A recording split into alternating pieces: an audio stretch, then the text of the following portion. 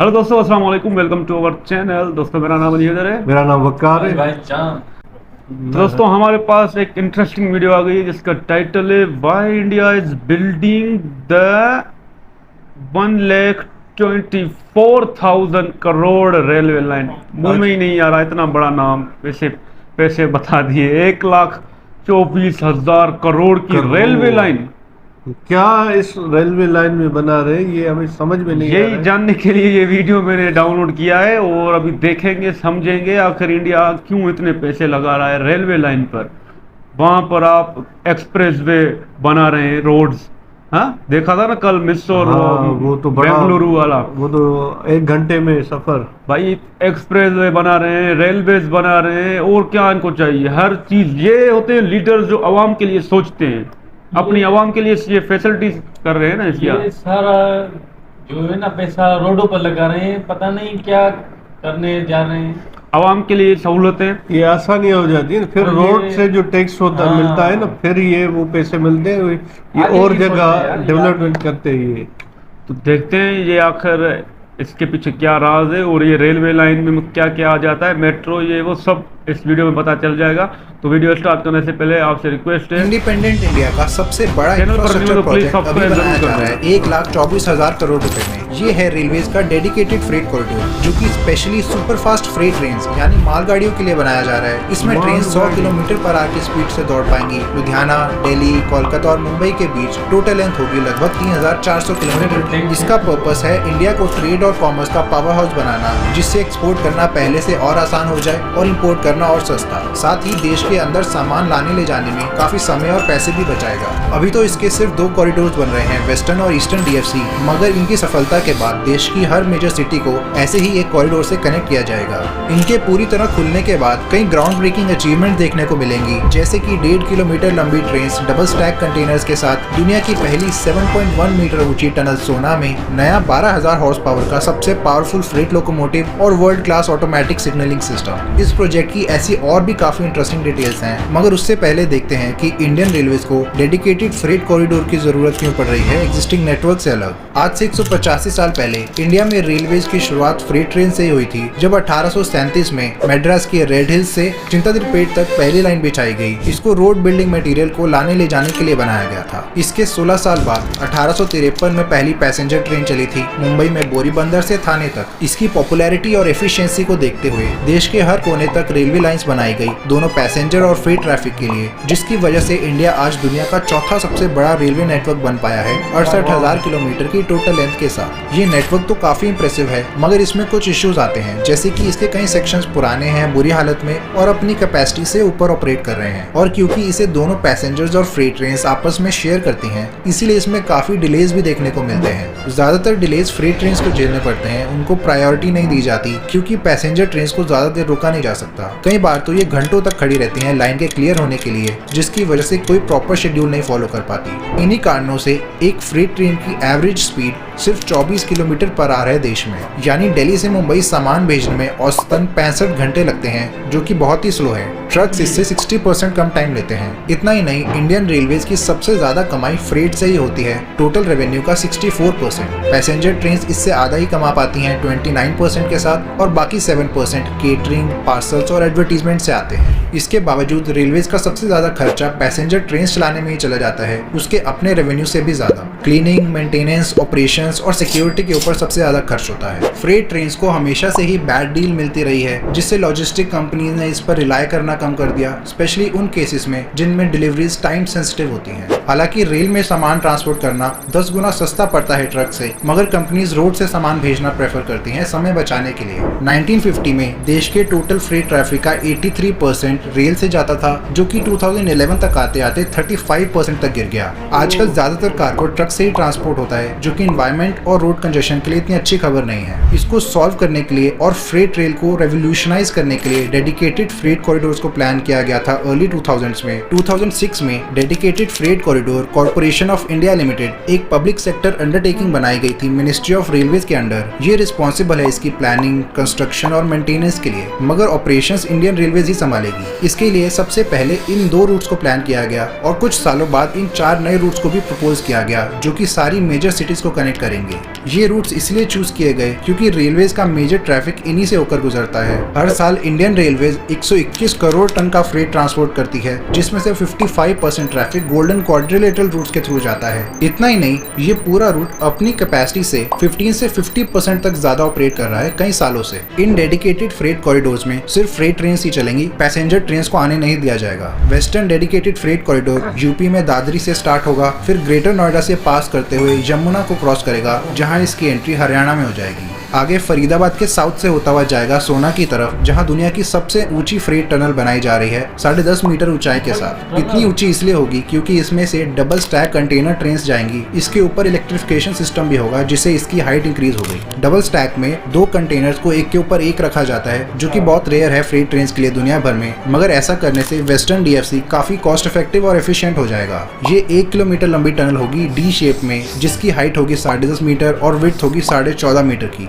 इसका cross sectional area हो जाएगा 150 स्क्वायर मीटर का, देश की सबसे बड़ी टनल्स में से एक। और क्योंकि इस टनल में कर्व है तो विड्थ और हाइट को थोड़ा ज्यादा रखेंगे उधर, ताकि ट्रेन टर्न्स ले सके बिना टकराए। आगे ये कॉरिडोर रेवाड़ी से होते हुए जाएगा, जहाँ कई बार राजस्थान और हरियाणा में अंदर बाहर करके फाइनली राजस्थान में घुस जाएगा नारनौल के साउथ में। एग्जिस्टिंग लाइंस के साथ चलेगा मोस्टली। फुलेरा के राउंड एक बाईपास बनाया जाएगा, फिर अजमेर से पास करेगा। कई और किलोमीटर राजस्थान में ट्रैवल करने के बाद गुजरात में एंट्री लेगा माउंट आबू के पास। आगे पालनपुर से सीधा जाएगा, मगर एक ब्रांच इस लाइन से भी लिंक की जाएगी, ताकि इससे ट्रेन गुजरात के मेजर इंटरनेशनल शिपिंग पोर्ट्स तक जा पाएं, कांडला और मुंद्रा पोर्ट्स। इससे हजारों शिप्स पास करती हैं हर महीने। मेहसाना में इधर साउथ वेस्ट डायरेक्शन से आने वाली लाइन को इजीली कनेक्ट कर पाएगा बिना किसी सिग्नल और ग्राउंड क्रॉसिंग के। इससे कनेक्ट करना इसलिए भी इम्पोर्टेंट है क्योंकि ये line major industrial cities Rajkot और जामनगर तक जाती है। आगे ये अहमदाबाद के नॉर्थ से ही अलग हो जाएगा। ग्रीनफील्ड सेक्शन होगा ये, जो कि अहमदाबाद के वेस्ट से होता हुआ जाएगा, फिर वडोदरा को भी बाईपास करेगा, बीच में सारी लाइन से लिंक करते हुए। Under construction Delhi Mumbai expressway के पैरेलल चलेगा भरूच तक।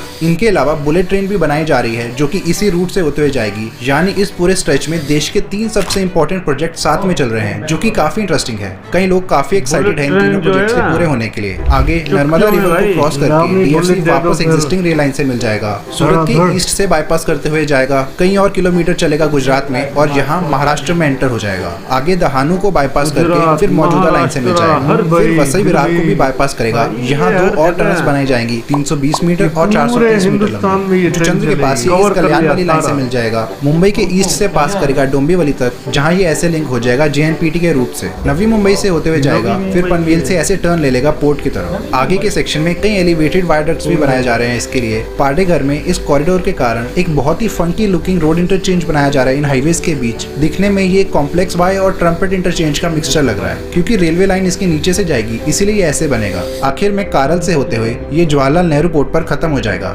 ये होगा पूरा route western dedicated freight corridor का 1506 किलोमीटर की लंबाई के साथ। 5 स्टेट से पास करता हुआ जाएगा। 15 किलोमीटर यूपी से, 160 किलोमीटर हरियाणा से, 564 किलोमीटर राजस्थान से, 583 किलोमीटर गुजरात से और आखिर में 184 किलोमीटर महाराष्ट्र से। वैसे तो इसे सारी लाइन से कनेक्ट किया जाएगा, मगर इसकी एक सिंगल ब्रांच लाइन पीरथला में दिल्ली फरीदाबाद पलवल लाइन के साथ चलेगी तुगलकाबाद स्टेशन के फ्रेट यार्ड तक। सिर्फ यही ऐसी लाइन है जिस पर डबल स्टैक कंटेनर ट्रेन चलेंगी। वेस्टर्न डीएफसी एक बहुत ही इंपॉर्टेंट पार्ट साबित होगा दिल्ली मुंबई इंडस्ट्रियल कॉरिडोर में नए अंडर कंस्ट्रक्शन एक्सप्रेसवे के साथ। अभी तक इसका 734 किलोमीटर ऑपरेशनल भी हो चुका है। रेवाड़ी से मेहसाना तक इसमें ट्रेन ऑलरेडी चल रही हैं और इसके बेनिफिट्स दिखने शुरू भी हो गए हैं। बाकी पार्ट्स कंस्ट्रक्शन के अलग अलग फेजेस में हैं। पूरी लाइन खुलने की डेडलाइन 2024 की रखी गई है। Eastern dedicated freight corridor Punjab में लुधियाना के बाहर शुरू होगा, एग्जिस्टिंग सानेवाल कार्गो स्टेशन से। आगे सिरहिंद के पास ऐसे एस शेप्ड सेक्शन बनाएगा साइड चेंज करने के लिए। अंबाला से थोड़ा पहले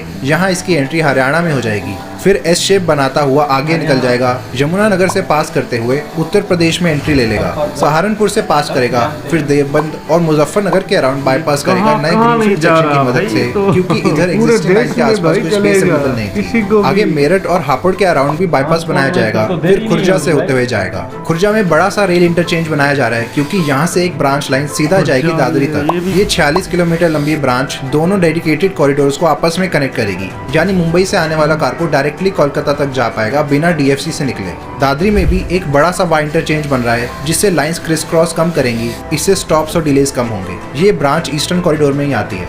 खुर्जा से आगे चले तो ये कॉरिडोर यूपी की कई मेजर सिटी से पास करेगा। पहले अलीगढ़, फिरोजाबाद और इटावा से, फिर कानपुर के साउथ में एक्सटेंसिव बाईपास बनेगा, सारी लाइन से लिंक करते हुए। इलाहाबाद यानी प्रयागराज के पास यमुना को भी क्रॉस करेगा। फिर वाराणसी, मुगल सराय से होते हुए इसकी एंट्री बिहार में हो जाएगी। डेहरी के पास न्यू सोन ब्रिज बनाया जा रहा है सोन नदी के ऊपर, जो कि देश के सबसे लंबे ब्रिजेस में से एक हो जाएगा, 3 किलोमीटर लंबाई के साथ। इसके आगे वाले सेक्शन की कंस्ट्रक्शन अभी इनिशियल स्टेजेस पर है, खुलने में टाइम है अभी। आगे गया से होते हुए झारखंड में एंटर हो जाएगा, फिर धनबाद से होकर वेस्ट बंगाल में, फाइनली आसानसोल और बर्धमान से पास करके डानपुरी में खत्म हो जाएगा कोलकाता के वेस्टर्न साइड पर। ये होगा पूरा route eastern dedicated freight corridor का, 1885 किलोमीटर लंबा। इसमें खुर्जा दादरी ब्रांच भी इंक्लूडेड है। 6 स्टेट से पास करता हुआ जाएगा, 88 किलोमीटर पंजाब से, 72 किलोमीटर हरियाणा से, 1078 किलोमीटर यूपी से, 245 किलोमीटर बिहार से, 199 किलोमीटर झारखंड से और आखिर में 203 किलोमीटर वेस्ट बंगाल से। रूट में इसे सारी लाइन से कनेक्ट किया जाएगा और सारी लेवल क्रॉसिंग्स भी रिमूव कर दी जाएंगी। इस पर सिंगल स्टैक कंटेनर ट्रेन चलेंगी मैक्सिमम स्पीड से। अभी तक इसका 774 किलोमीटर ऑपरेशनल हो चुका है। कानपुर से खुर्जा और दादरी तक आगे का थोड़ा और स्ट्रेच भी ऑपरेशनल है। बाकी पार्ट कंस्ट्रक्शन के अलग अलग फेजेस में है। लुधियाना से डेहरी तक का पार्ट 2023 तक खुलने की उम्मीद है। दोनों कॉरिडोर्स पूरी तरह से इलेक्ट्रिफाइड होंगे। 25 kilovolt AC power supply run करेगा ओवरहेड वायर्स में। वैक 12 लोकोमोटिव्स इस पावर को एक्सेस करेंगे सुपर लॉन्ग पैंटोग्राफ की मदद से। वैक 12 दुनिया के सबसे पावरफुल फ्रेट लोकोमोटिव्स में से एक है, 12,000 हॉर्स पावर के साथ। स्पेशली डीएफसी के लिए बनवाया है इसको इंडियन रेलवेज ने एस्टन के साथ मिलकर। इलेक्ट्रिक लोकोमोटिव ज्यादा एफिशिएंट होते हैं डीजल के कंपैरिजन में और कम पॉल्यूशन भी फैलाते हैं। दूसरे रूट्स में भी डीजल इंजन को फेज आउट किया जा रहा है धीरे धीरे इलेक्ट्रिफिकेशन के फेवर में। डीएफसी ज्यादातर रूट के लिए एग्जिस्टिंग रेलवे लाइंस के साथ चलेंगे, नए स्टेशन और फैसिलिटीज बनाते हुए। कई टाउन्स और सिटीज को बाईपास किया जाएगा जहां स्पेस अवेलेबल नहीं है। ब्रॉड गेज ट्रैक्स इस्तेमाल होंगे, जो कि सबसे कॉमन ट्रैक गेज है इंडिया में। पूरा रूट ग्रेड सेपरेटेड भी होगा, यानी कोई भी लेवल क्रॉसिंग मौजूद नहीं होगी जैसे आजकल के नए एक्सप्रेसवेज बनाए जाते हैं। सारी एग्जिस्टिंग लेवल क्रॉसिंग्स को एलिमिनेट कर दिया जाएगा अंडर पासेस या ब्रिजेस बनाकर। इससे एक्सीडेंट्स के साथ साथ डिलेज भी कम होंगे और रोड ट्रैफिक में भी इंप्रूवमेंट देखने को मिलेगी। 1.5 किलोमीटर लंबी ट्रेन चलेंगी डीएफसी में, अभी से 2 गुना लंबी, और एक ट्रेन 400 कंटेनर्स कैरी कर पाएगी। इसके प्लेटफॉर्म्स भी लंबे होंगे, इसलिए स्टेशंस को एक दूसरे से दूर बनाया जाएगा। 40 किलोमीटर दूर डबल ट्रैक सेक्शन में और 10 किलोमीटर सिंगल ट्रैक में। न्यू स्टेशन का नाम पुराने स्टेशन के आगे न्यू ऐड करके रख दिया जाएगा, जैसे खुर्जा स्टेशन हो जाएगा न्यू खुर्जा स्टेशन। बाकी स्टेशन के साथ भी ऐसे ही होगा। State of the art automatic signalling system भी लगाया जाएगा, जिसमें अगर किसी ट्रेन के आगे लाइन ब्लॉक हो तो सिग्नल ऑटोमेटिकली रेड हो जाता है, कोई मैनुअल इनपुट की जरूरत नहीं पड़ेगी। एक्सीडेंट्स का खतरा भी काफी टल जाएगा इससे। इलाहाबाद प्रयागराज में इसका कंट्रोल सेंटर बनेगा, जिसमें डीएफसी पर चलने वाली सारी ट्रेन को मॉनिटर किया जाएगा एक ही रूम से। ये दुनिया के सबसे बड़े कंट्रोल सेंटर्स में से एक होगा। डीएफसी के बनने से फ्रेट ट्रेन की average speed 24 kilometre per hour से बढ़कर 70-80 किलोमीटर पर आवर हो जाएगी, पहले से 3 गुना ज्यादा। 100 किलोमीटर पर आवर की मैक्सिमम स्पीड से दौड़ेंगी ट्रेन। इंडियन रेलवेज के अकॉर्डिंग इससे 24 घंटे में शिपमेंट की जा सकेगी इंडिया के हर कोने तक, जो कि एक बहुत ही बड़ी अचीवमेंट होगी। ट्रैक्स की लोड कैपेसिटी 25 टन पर एक्सल वैगन होगी और ब्रिजेस में 32.5 ton axle load, existing line से 50% ज्यादा। ट्रेन पहले 5,400 टन का लोड कैरी करती थी और अब 13,000 टन का लोड कैरी कर पाएंगी, पहले से 2.5 गुना ज्यादा। आज के समय लगभग 123 करोड़ टन का फ्रेट रेलवेज कैरी करती है हर साल। Total 543 major bridges, 557 road under bridges और 304 रोड ओवर ब्रिजेस बनेंगे। इनमें से 78% स्ट्रक्चर्स अभी बन भी चुके हैं और बाकी भी पूरे हो जाएंगे जल्द ही। कोल और सीमेंट 2 सबसे ज्यादा ट्रांसपोर्ट किए जाने वाले प्रोडक्ट्स हैं ट्रेन से। इनके अलावा fertilisers, food grains, salt, iron और स्टील भी भारी मात्रा में ट्रांसपोर्ट होते हैं हर रोज। ये मेजर पोर्ट्स का इस्तेमाल करते हैं इंपोर्ट एक्सपोर्ट के लिए। इंडिया के 9 स्टेट्स में ऐसे पोर्ट्स मौजूद हैं। इनके पास लॉजिस्टिक पार्क्स बनाए या अपग्रेड किए जाएंगे कंटेनर स्टोरेज और मूवमेंट के लिए। ट्रेड में काफी हेल्प करेंगे। डीएफसीज के आसपास इंडस्ट्रियल कॉरिडोर भी बनाने के प्लान्स हैं, जिसमें नई फैक्ट्रीज, वेयर हाउसेज और पावर स्टेशंस के लिए स्पेशल जोन्स बनाए जाएंगे और इनको रेल लाइन की ब्रांचेस से सर्व किया जाएगा डायरेक्टली, ताकि कार्गो डायरेक्टली फैसिलिटीज तक पहुंच जाए और ट्रक्स की इतनी जरूरत ना पड़े। मेजर इंडस्ट्रीज ऐसी ही ऑपरेट करती हैं अभी भी, जैसे कि जमशेदपुर में टाटा की स्टील फैक्ट्रीज। दोनों डीएफसीज की टोटल कॉस्ट होगी लगभग 1,24,000 करोड़ रुपए, जिसमें से कंस्ट्रक्शन में 1,02,000 करोड़ रुपए लगेंगे और लैंड एक्विजिशन में बाकी 22,000 करोड़ रुपए। इसमें से 14,286 करोड़ रुपए का लोन वर्ल्ड बैंक ने दिया है ईस्टर्न डीएफसी के लिए और 38,722 करोड़ रुपए Japan international corporation agency JICA ने दिया है वेस्टर्न डीएफसी के लिए। बाकी फंडिंग दूसरे बैंक लोन्स, इंडियन रेलवेज की इन्वेस्टमेंट और पब्लिक प्राइवेट पार्टनरशिप्स हैं। डीएफसीज इंडिया में रेलवेज का लार्जेस्ट प्रोजेक्ट है, दोनों लेंथ और इन्वेस्टमेंट में। इसको बनाने और मेंटेन करने के लिए DFCCIL को सेटअप किया गया था 2006 में। ये डायरेक्टली मिनिस्ट्री ऑफ रेलवेज के अंडर आती है, इंडियन रेलवेज के अंडर नहीं। DFCs के फायदे अनेक होंगे। सबसे बड़ा, फ्रेट मूवमेंट में भारी टाइम और कॉस्ट सेविंग। ज्यादा कार्गो लंबे डिस्टेंसेस कवर करेगा सस्ते में और तेजी से। लॉजिस्टिक कॉस्ट में 30 से 40% तक गिरावट देखने को मिलेगी। डोमेस्टिक और इंटरनेशनल ट्रेड दोनों और आसान हो जाएंगे। प्रेजेंटली देश में ओवरऑल कार्गो मूवमेंट का 30% ट्रेन से होता है, जो कि पिछले 60-70 सालों में काफी गिर गया है। कंपैरिजन के लिए 1950s में 80% कार्गो ट्रेन से भेजा जाता था। इसको चेंज करना जरूरी महसूस हुआ इंडियन रेलवेज को। इसलिए कई मेजर्स लिए गए इसको सॉल्व करने के लिए, जिसमें से DFC सबसे बड़ा है। 2050 तक आधे से ज्यादा कार्गो को ट्रेन से भेजने की उम्मीद लगाई है रेलवे। अली भाई भी जाग रहा है। आसान नहीं है मगर इम्पॉसिबल भी नहीं है। DFC से फ्रेट के साथ साथ पैसेंजर ट्रेन को भी बहुत फायदा होगा। वो कैसे? देखो, अभी पैसेंजर और फ्रेट ट्रेन को मौजूदा रूट शेयर करना पड़ता है, तो उसमें प्रायोरिटी होने के बावजूद भी पैसेंजर ट्रेन को डिलेज का सामना करना पड़ जाता है। जब अलग से एक डेडिकेटेड रूट खुलेगा तो फ्रेट ट्रेन उसको ज्यादा इस्तेमाल करने लगेंगी और पुराना रूट पैसेंजर ट्रेन के लिए खुल जाएगा काफी हद तक, जिससे उनकी भी स्पीड और कैपेसिटी बढ़ाई जा सकेगी। विन विन सिनेरियो है दोनों के लिए। अंदाजा लगाया गया है कि लगभग 70% फ्रेट ट्रेन शिफ्ट कर जाएंगी DFCs पर। ट्रक ट्रैफिक भी डिक्लाइन होगा, क्योंकि जहां एक ट्रक से 10 टन का कार्गो कैरी कर पाता है, नई ट्रेन 13,000 टन का माल ढो पाएंगी। यानी सिर्फ एक ट्रेन से 1,300 ट्रक्स को रोड से हटाया जा सकता है। इससे ट्रैफिक कंजेशन भी कम होगा कई एरियाज में। इसके अलावा एक ट्रेन में सिर्फ 5 से 10 लोग चाहिए होते हैं उसको ऑपरेट करने के लिए, तो 1,300 ट्रक ड्राइवर्स जितना सामान कैरी कर पाएंगे। पहले से काफी ज्यादा एफिशिएंट। मगर ये बात सच है कि कई ड्राइवर्स को अपनी नौकरी से हाथ धोना पड़ सकता है।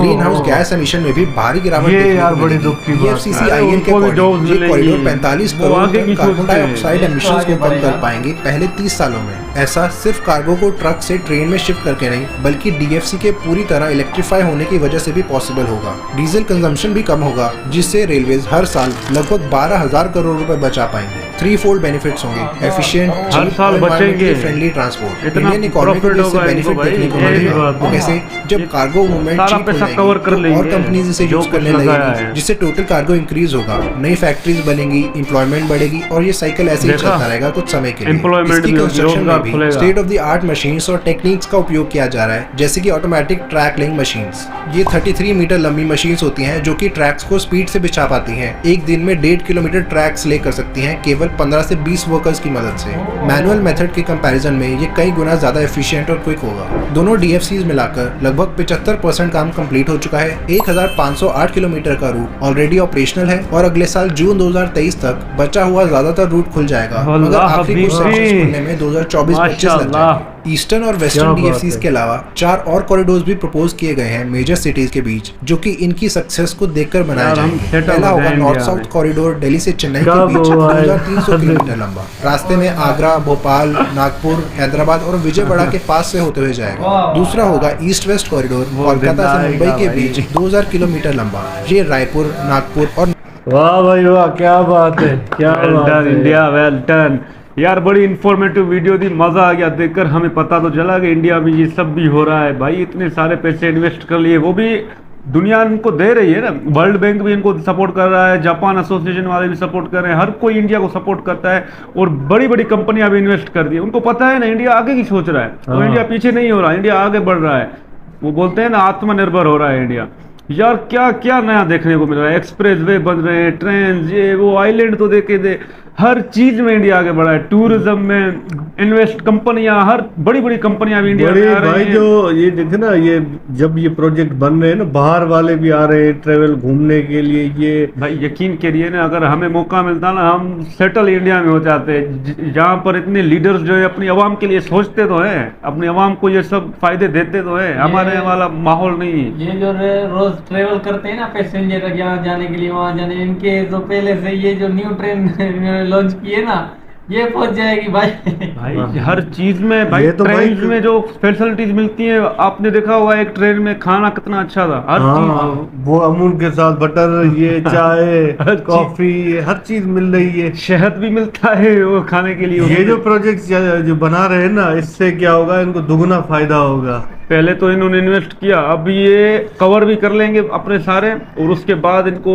प्रॉफिट ही प्रॉफिट होगा। और हमारे यहाँ क्या होता है यार, हमारे यहाँ जो पैसे लगा देते हैं ना 1 साल में, फिर वो खा जाते हैं, फिर प्रोजेक्ट का इंतजार करते हैं दूसरा। ये हमारे वालों में यार वो है ना भ्रष्टाचार, जो पहले इंडिया में भी था। इंडिया में भी ये सब होता था पहले, लेकिन वहाँ के लोगों ने ना सबको सफाया कर दिया। सफाया कर दिया। हमारे वाले लोग अभी तक सो रहे हैं, पता नहीं नहीं वो कब जागेंगे। आराम आराम से उसका सफाया हो रहा है। हाँ, बाकी ये जो इंडिया की जो काम कर रहे हैं, ये बहुत अच्छा लगा मुझे ये वीडियो, जिसने भी भाई साहब ने बनाया। भाई बहुत इतनी बताया। इंफॉर्मेशन हमें मिल गई बैठे बैठे, यहाँ पर हमें सब कुछ देखने को लगा मिल लगा गया इधर। कि पूरे भारत को कवर कर लिया भाई। देखा, गुजरात से लेकर मुंबई, केरला, पंजाब भी आ गए। ये पता नहीं यार, इतने नाम हम ले भी नहीं पाए। बहरहाल मुझे वीडियो ये अच्छा लगा और अगर ये एकदम ऐसे बढ़िया चलेंगे लगा। ना, तो ये तो भाई हर कोने में पूरे जाएगी देश अंदर। में ये फैल जो जाएगा। ये जो इंडिया में छोटे छोटे शहर है ना, ये ट्रेन वहां भी चली जाएगी भाई। ये भाई बड़े स्टेट में ये जाती जो है। बिजनेस हो रहा है ना अभी, उनका देश का विकास भाई, हो रहा है। ये देश का वाकई विकास हो रहा है। ये जो कुछ हो रहा है ना, ये इनके देश को ही आगे तक फैक्ट्रियां बनेंगी। ये 1-2 साल में ये जो इन्होंने कर्जा लिया है ना, वो मुंह पे उनको लगाएंगे भाई। ये ले वापस जाओ, हो, ले जाओ ले जाओ। हमारे यहाँ कहेंगे और दो। यार कितना अच्छा होता अगर हमारे पाकिस्तानी भी साथ होते, ये सारी ट्रेन हमारे यहाँ भी होती। हाँ ये नक्शे पे हमारा भी नाम होता, हम भी यहाँ पर ये ट्रेन के रूप में लगते। ट्रेन के टायर ले जाते हैं। क्या बात है कुछ। चलो दोस्तों, हमारे चैनल को यार जरूर सब्सक्राइब करो, लाइक करो, जरूर बेल आइकन को दबा देना। यार इंडिया वाकई तरक्की कर रहा है दोस्तों, हम हैरान हो गए कसम Thank you so से। much.